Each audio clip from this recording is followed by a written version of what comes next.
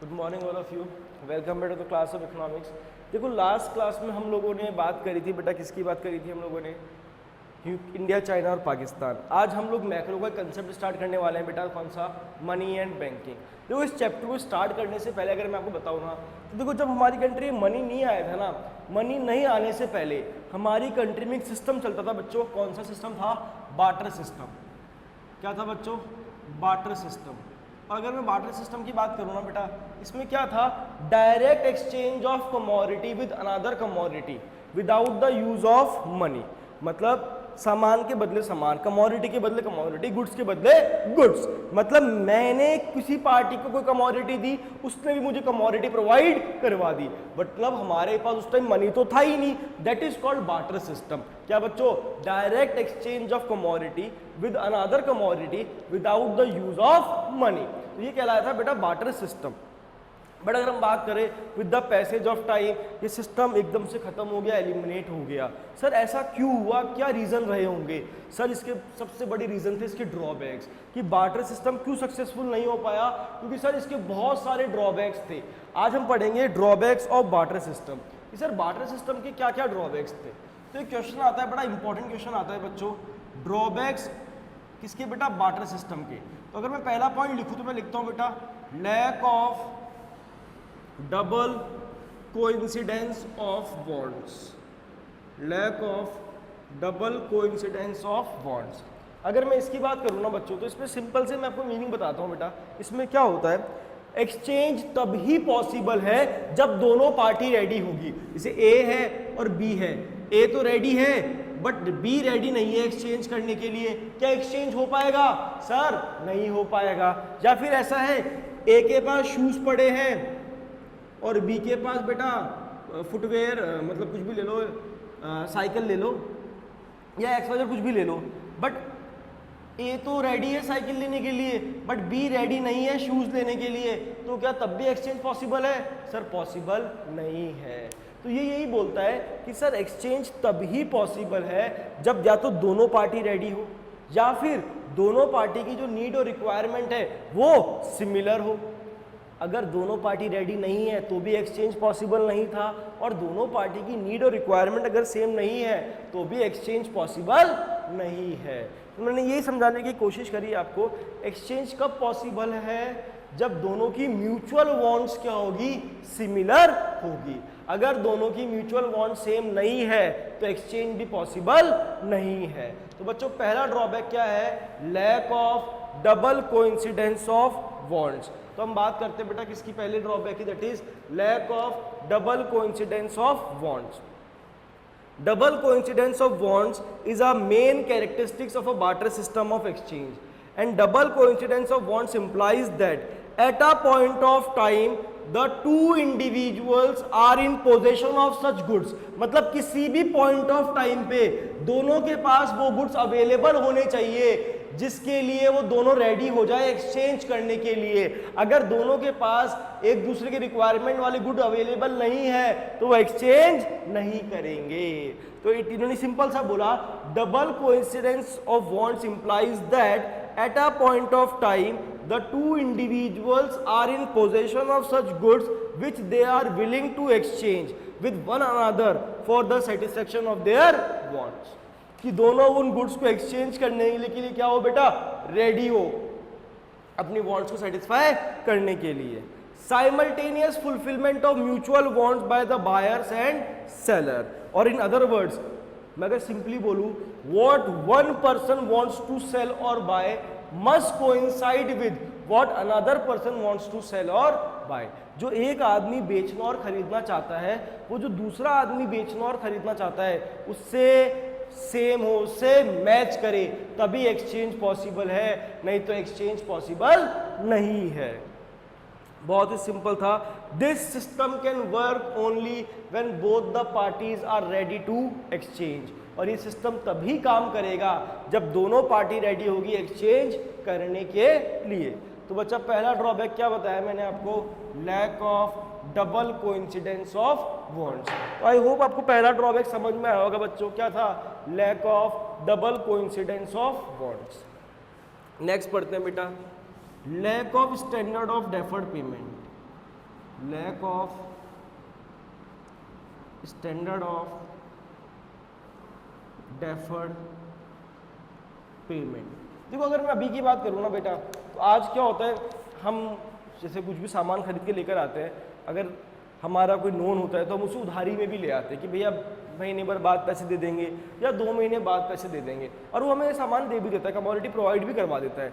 But मुझे एक बात बताओ बच्चों, अगर मैं बात करूँ उस टाइम की, मैंने आज किसी से बोरो कर लिया, मैंने कहा I will give you the commodity after 2 months, क्योंकि सर मनी तो था नहीं, अब मुझे बदले में देना क्या पड़ेगा, कमोडिटी के बदले कमोडिटी। तो मेरे को 100 किलो गेहूँ देना था उसको, मैंने 10 किलो 20 किलो गेहूँ तो अभी दे दिया। मैंने कहा मेरी फसल लगी हुई है, 2 महीने बाद फसल उगेगी, मैं गेहूँ आपको दे दूंगा।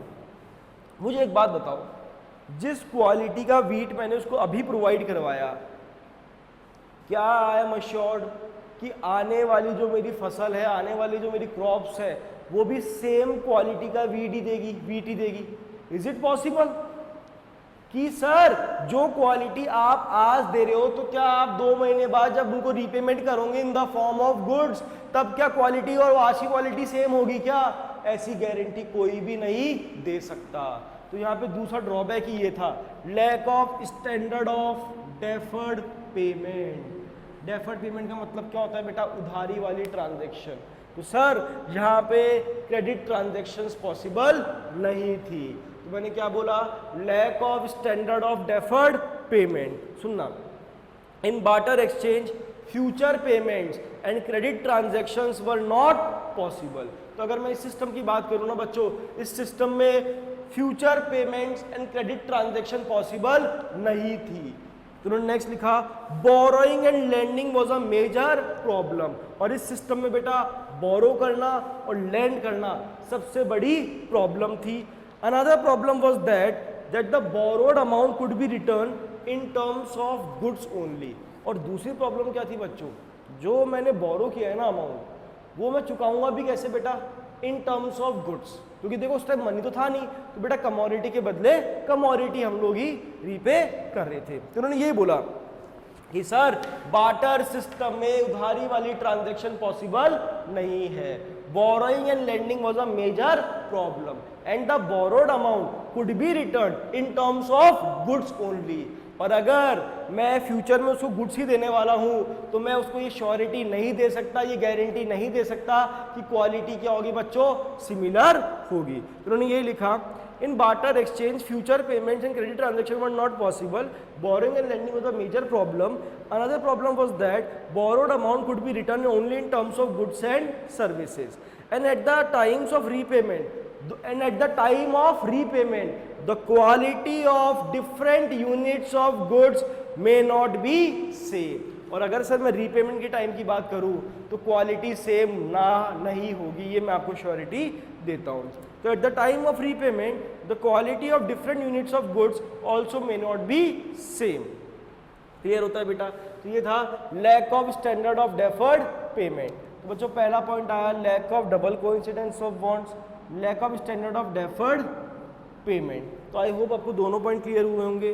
तीसरा आता है बेटा lack of common measure of value. Lack of common measure of value. मैं आपसे सिंपल सी एक बात पूछता हूँ, बताओ मुझे ये मार्कर कितने रुपए का आता है? तो आपने कहा सर 20 रुपए का आता है। मैंने कहा हाँ 20 रुपए का आता है, चाहे आप लेकर आओ, चाहे मैं लेकर आऊँ, चाहे कोई और लेकर आए, सबको कितने का मिलेगा? 20 रुपए का। क्योंकि सर अभी हमारे पास मनी है जिससे हम किसी भी चीज़ की वैल्यू को आइडेंटिफाई कर सकते हैं, हम सब पता लगा सकते हैं कि मार्कर की एग्जैक्ट मार्केट वैल्यू क्या है। बट उस टाइम कोई ऐसा मेजर था ही नहीं जिससे हम ये पता कर सके कि कौन सी कमोडिटी की वैल्यू क्या है। मतलब फॉर एग्जाम्पल समझना, ए है, बी है, ए के पास मार्कर पड़ा है, बी के पास पेन पड़ा है, ए ने बी को मार्कर दिया, बी ने ए को पेन दे दिया और एक्सचेंज हो गया। ठीक है, एज पर देयर रिक्वायरमेंट इन्होंने एक्सचेंज कर लिया। ऐसे सी था और डी था, सी के पास मार्कर पड़ा था, डी के पास पेंसिल थी, इन्होंने भी एक्सचेंज कर लिया एज पर देयर रिक्वायरमेंट। क्या दोनों एक्सचेंज सिमिलर है या अलग अलग है? सर अलग अलग है। यहाँ पर पेन दे रहा है, यहाँ पेंसिल दे रहा है। अब सर किसके अंदर वैल्यू क्या है किसको पता? मतलब उनके पास उस टाइम ऐसा कोई मेजर था ही नहीं जिससे वो किसी भी कमोडिटी की वैल्यू को डिसाइड कर सके। मतलब कोई कॉमन करेंसी नहीं थी, कॉमन मेजर नहीं था जिससे वो मार्कर की या किसी भी और कमोडिटी की वैल्यू को आइडेंटिफाई कर सके। तो नेक्स्ट ड्रॉबैक क्या आता है बच्चों?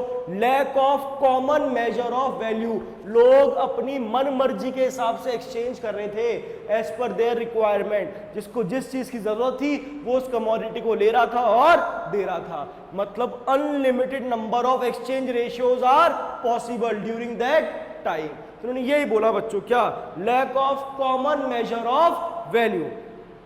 Another drawback of barter system of exchange is there is no common unit of value. The price of each and every commodity needs to be quoted in terms of another, which makes the price this extremely complicated. हर एक commodity की हमें price को एक दूसरे के term में बताना पड़ रहा था। मतलब एज पर देयर नीड वो लोग एक्सचेंज कर रहे थे। तो हमारे लिए पॉसिबल नहीं था कि हम किसी भी कमोडिटी की एग्जैक्ट वैल्यू को आइडेंटिफाई कर सके, क्योंकि सर उस टाइम कोई कॉमन करेंसी नहीं थी जैसे अभी मनी है जिससे हम आइडेंटिफाई कर पाए। इन्होंने बोला the price of each and every commodity needs to be quoted in terms of another, which makes the price list extremely complicated, and it is difficult to decide in what ratios or proportion the goods are to be exchanged. और किसी के लिए भी ये बहुत difficult था decide करना कि किस रेशियो में और किस प्रोपोर्शन में हम हमारे गुड्स को एक्सचेंज करेंगे, as unlimited number of exchange ratios are possible. क्योंकि सर उस टाइम की अगर मैं बात करूं तो unlimited number of exchange ratios were possible. तो आई होप आपको तीनों पॉइंट क्लियर हुए होंगे बेटा। कौन कौन से? पहला ड्रॉबैक था lack of double coincidence of bonds, lack of standard of deferred payment and lack of common measure of value. इन तीनों पॉइंट में कोई दिक्कत? ठीक है। नेक्स्ट ड्रॉबैक हम देखते हैं बेटा, बहुत सिंपल सा ड्रॉबैक है, difficulty of storage and transfer of wealth.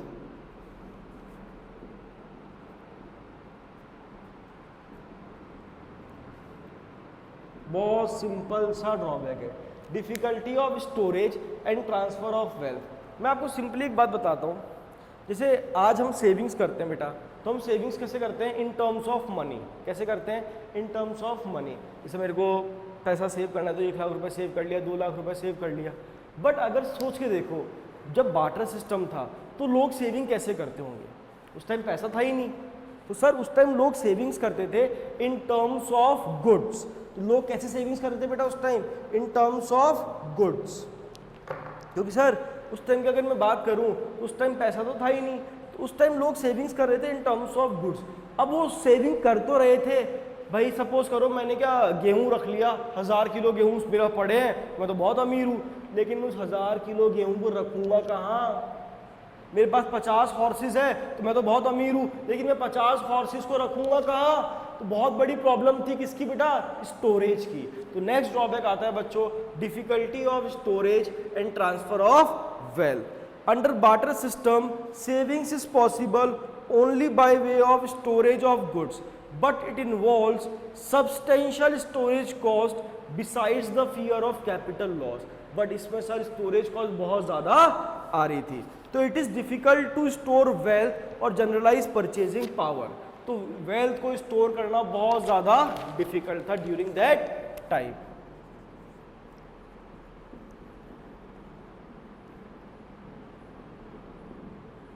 अब नेक्स्ट ड्रॉबैक हम देखते हैं बेटा, वो था लैक ऑफ डिविजिबिलिटी। तो देखो मैं इसको समझाने की अगर आपको कोशिश करूँ तो बहुत सिंपल सा है, समझना। मार्केट रेट चल रही है बेटा, एक हॉर्स है, उसकी वैल्यू है 1000 kg वीट। क्या वैल्यू है? 1000 kg वीट। ठीक है बच्चों, अब हुआ क्या, ए था, बी था, ए के पास तो हॉर्स पड़ा है एक, बट बी के पास 500 kg वीट ही अवेलेबल है। कितना वीट अवेलेबल है बेटा? 500 kg। तो ए ने बोला भैया मैं आपको घोड़ा दे दूंगा, आप मुझे 1000 किलो गेहूं दे दो, I will provide you 1 horse, please provide me with the 1000 kg of wheat. B ने बोला भैया देखो मेरे पास 1000 किलो गेहूं तो नहीं है, बट 500 किलो गेहूं है, मेरे पास मतलब आधा गेहूं पड़ा है, मतलब आधा जो आपको रिक्वायर्ड है उसका आधा पार्ट पड़ा है, तो बी ने क्या करा, ए को 500 किलो गेहूं दे दिया, तो बदले में ए ने क्या करा, हॉर्स को बीच में से काटा और उसको आधा प्रोवाइड करवा दिया। Is it possible? नहीं sir, that is called lack of divisibility. बहुत सारी कमोडिटी ऐसी थी जिसको डिवाइड करना पॉसिबल नहीं था। बात करते हैं, many goods are not divisible and hence difficult to exchange. For example, the value of horse is 1000 kg wheat, but the other person in the exchange process has only 500 kg wheat. In such a situation, the horse cannot be divided into two pieces. तो इस situation में हम sir horse को 2 pieces में divide नहीं कर सकते। तो आई होप आपको ये वाला पार्ट क्लियर हुआ होगा बच्चों।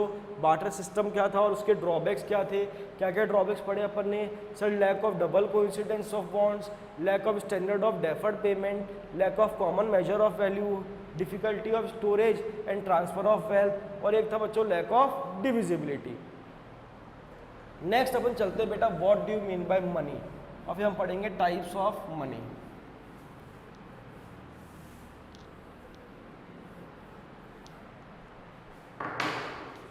तो देखो मैं लिखता हूँ what do you mean by money, तो अगर मैं सिंपली डिफाइन करूँ ना तो बेटा money is anything, money is anything which is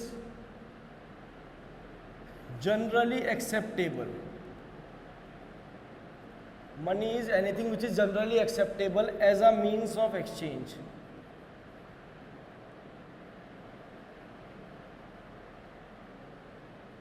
money is anything which is generally acceptable as a means of exchange.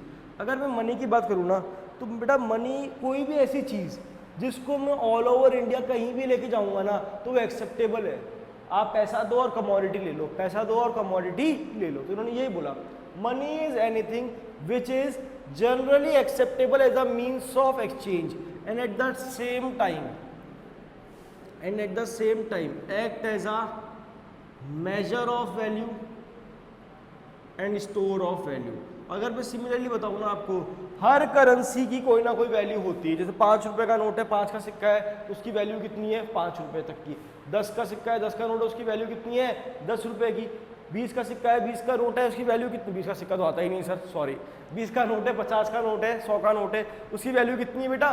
जितनी कमोडिटी, जितना उसका नोट का ऊपर अमाउंट लिखा हुआ है उसकी इतनी वैल्यू होती है। तो उन्होंने यही बोला and at the same time act as a measure of value and store of value. तो what do you mean by money? तो sir money is anything which is generally acceptable as a means of exchange and at the same time act as a measure of value and store of value. ये हमने बात करी बेटा किसकी?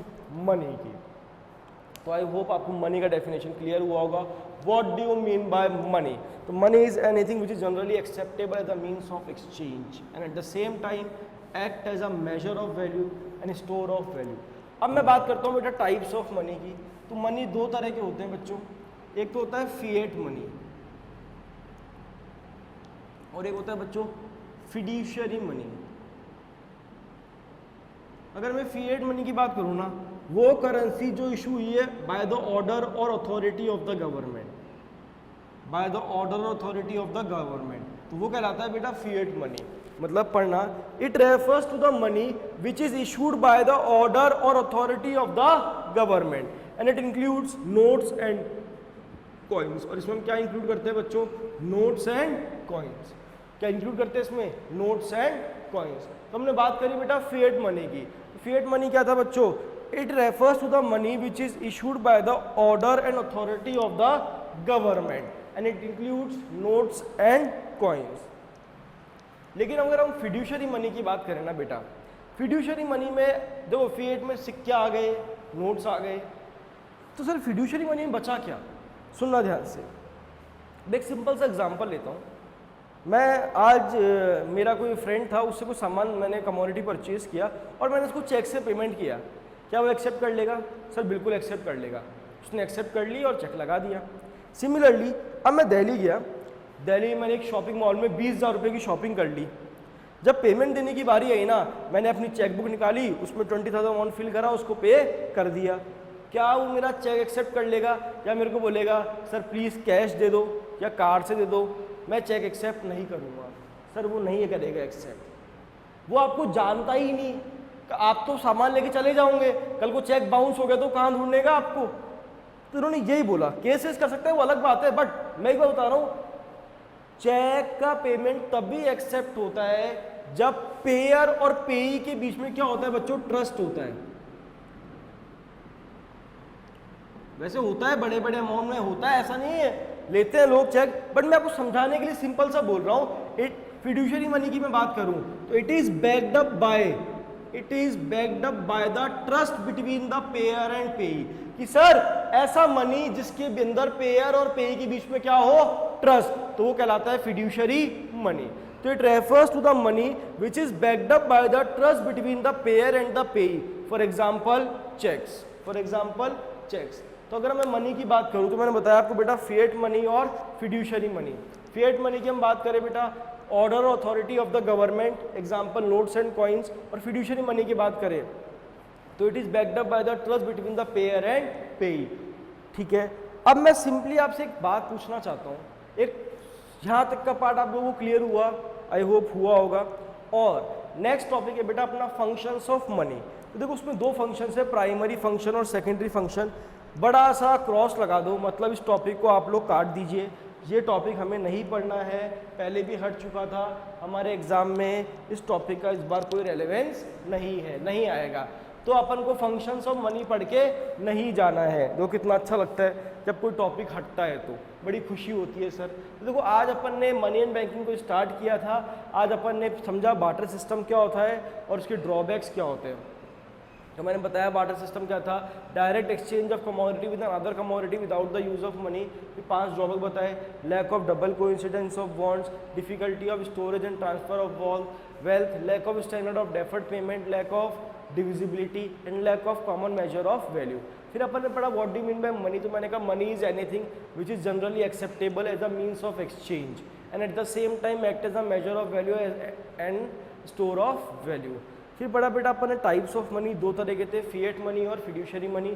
Fiat money की अगर मैं बात करूँ तो बेटा क्या था फिएट मनी के अंदर, sir money currency which is issued by the order and authority of the government. और फिड्यूशियरी मनी की अगर हम बात करें तो sir it is backed up by the trust between the payer and the पेई। यहाँ थे नोट्स एंड कॉइन्स और यहाँ पे एग्जाम्पल क्या था बच्चों, सर चेक्स। तो आई होप आज यहाँ तक का पार्ट क्लियर होगा। नेक्स्ट पार्ट में हम कोशिश करेंगे मनी चैप्टर को ख़त्म करने की। तब तक के लिए have a good day, have a nice day बच्चों, मिलते हैं नेक्स्ट क्लास के अंदर, ठीक है।